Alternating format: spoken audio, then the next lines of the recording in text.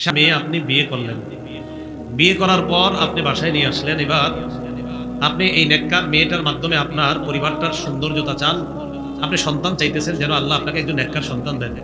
সহিহ বুখারীর বর্ণনা, ক্বালা রাসূলুল্লাহ সাল্লাল্লাহু আলাইহি ওয়াসাল্লাম, নবীজি বলেন, ইদা আতা আহাদুকুম ইমরাআ, তোমাদের কেউ যখন তার বিবির কাছে গমন করার পর ফাকালা বিসমিল্লাহি আল্লাহুম্মা জান্নিবনা শাইতান ওয়া জান্নিবিশ শাইতানা মা রাযাকতানা,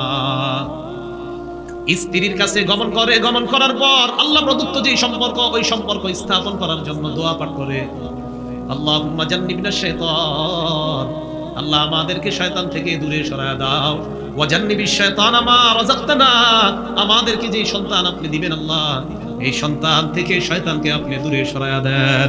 ফাকুদিয়া বাইনাহুমা ওয়ালাদ, নবী বলেন তাদের এই সম্পর্কের ফলে যদি আল্লাহ তাদেরকে সন্তান দেয়, লাম ইয়াদুররুহু শাইউন, তাহলে দুনিয়ার কোন কেউ তার এই সন্তানের ক্ষতি করতে পারবে না। অন্য বর্ণনায় লাম ইয়াদুররুহু শাইতান, এই সন্তানের কোনো ক্ষতি করতে পারবে না শয়তান। কি ক্ষতি করতে পারবে না?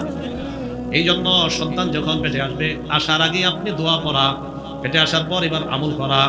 দুনিয়ায় যেদিন আসবে সন্তান, নবী বলেন আশ-শাইতান জাসিমুন আলা কলবি ইবনি আদম, আদম সন্তানের অন্তরের মধ্যে শয়তান আসন গেড়ে জমে বসে থাকে। আদম সন্তানের অন্তরে শয়তান আসন গেড়ে, আওয়াজ আর কমান, আদম সন্তানের অন্তরে শয়তান আসন গেড়ে জমে বসে থাকে। ফাইদা যাকারাল্লাহ খানাসা, যখন ওই বান্দা আল্লাহর নাম নেয় শয়তান পিছনে হটে যায়। আর যদি আল্লাহর নাম না নেয় শয়তান কি করে? ওয়াসওয়াসা, আদম সন্তানকে শয়তান ওয়াসওয়াসা দেয়, ধোঁকা দেয়। নবীজি বলেন, শোনো তোমরা, তোমাদের কোন সন্তান যখন দুনিয়াতে আসে, খানাসাবুশ শাইতান, শয়তান তাকে চিমটি মারে। কি মারে? চিমটি মারার কারণে সন্তান ওয়া ওয়া করে কান্না করা শুরু করে দেয়। নবীজি বলেন, ফাইদা যুকিরাল্লাহ, সন্তানের কানে যখন আল্লাহর নাম নেওয়া হয়, যাহাবা, শয়তান সেখান থেকে দূরে পালিয়ে যায়। এই জন্য সন্তান দুনিয়াতে যখন আসবে আজান দেওয়া। কি দেওয়া? হ্যাঁ, ছেলে হলো আজান, মেয়ে হলো তো মানুষ জানাইতেও চায় না, মানে মেয়ে হয়েছে না কাউকে কইতেই চায় না, আজান তো দূরে। তাহলে বলেন, ছেলে হইলো আজান, মেয়ে হইলো আজান। ছেলে নেয়ামত কার? মেয়ে কার নেয়ামত? আল্লাহর নেয়ামত।